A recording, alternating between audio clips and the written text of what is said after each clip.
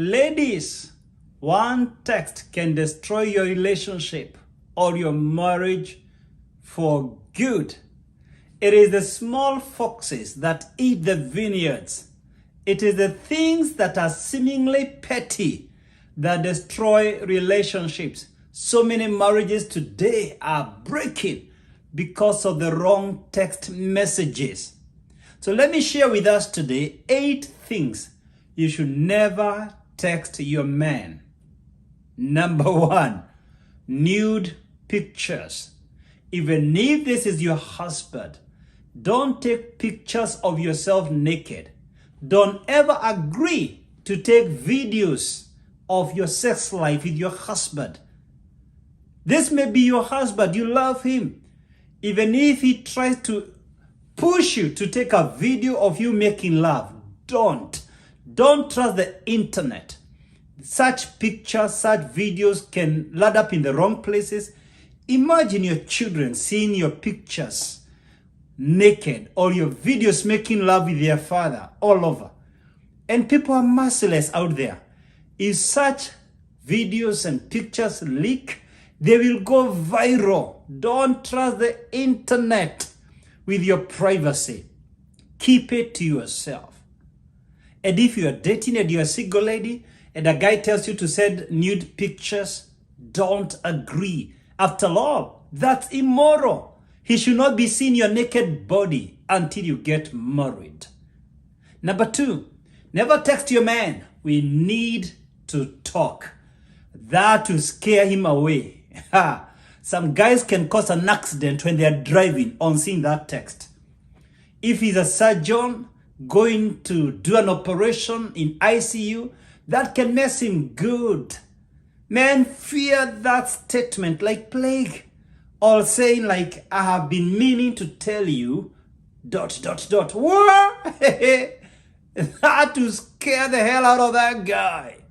There are some things you should never tell a man. Wait for him and talk face to face. Number 3, never text your man sensitive messages. What's that? For example, so I went to the doctor. I missed my period. Let me tell you, if you're married and you had already closed that chapter and you're telling your husband or implying you're pregnant, if you're single and you're implying you're pregnant, it is very good ground for this guy leaving you. I mean, he shouldn't. He should be responsible for the pregnancy. He should be responsible for his children. But some men just go away because of that. These are issues that are too sensitive to be discussed on phone. You can even say, I went to the doctor, and he starts thinking, oh, now I have herpes, syphilis, gonorrhea, or HIV. So just wait for him. This is too sensitive to be communicated on phone. Number 4, sending multiple messages. Some women, she will send one, maybe a WhatsApp text or a normal text followed by another one and another one, 4, 5, 6 without a response. That's verbal diarrhea. Let me say this. When you send a text message or a WhatsApp message, just wait for his response. The moment you follow another one and another one and another one, it's like you're venting, and you can't vent safely through text. That's not a safe space for venting. So once you ask a question, pause. Have this part of the fruit of the Holy Spirit, patience. Just wait for his response. Number 5, more emojis than text. Women can get very graphic. And there are women who will throw this emoji followed by this emoji more than she's writing. And nobody can decode, nobody can decipher your message. Nobody knows what you're saying. You have this smile emoji followed by this love emoji followed by this and this and that. The whole text, emojis are more than a text. You are not communicating. The purpose for the text message is to communicate. Even if you're just saying I love you, make sure you communicate. Don't send conflicting emojis. Number 6, never ever text your man, why haven't you texted me back? Or why are you ignoring me? You're simply saying, hey, you're my subject, I'm your boss. What's wrong with you? You're not supposed to be too busy for me? Or, my goodness, this guy could have been busy. He could have been in a board meeting. He could have been driving. He could have been, say, playing golf or his tennis or bowling, and he left the phone in the car. He could be having some quiet time or praying. And I mean, even if he ignored you, he has a right. He is an independent human being. Such a thing is far better. You wait, you meet, and then you talk over it face to face. Number 7, don't ever ask your man, do you still talk to your ex? That's an accusation. And basically you're saying he is cheating on you. This is sensitive. Because you are already saying, I don't trust you. And every relationship is built on trust. The bedrock of every relationship is trust. The moment you pour cold water on that foundation, you break, you crack the concrete, you crack the foundation. You know how psychology works?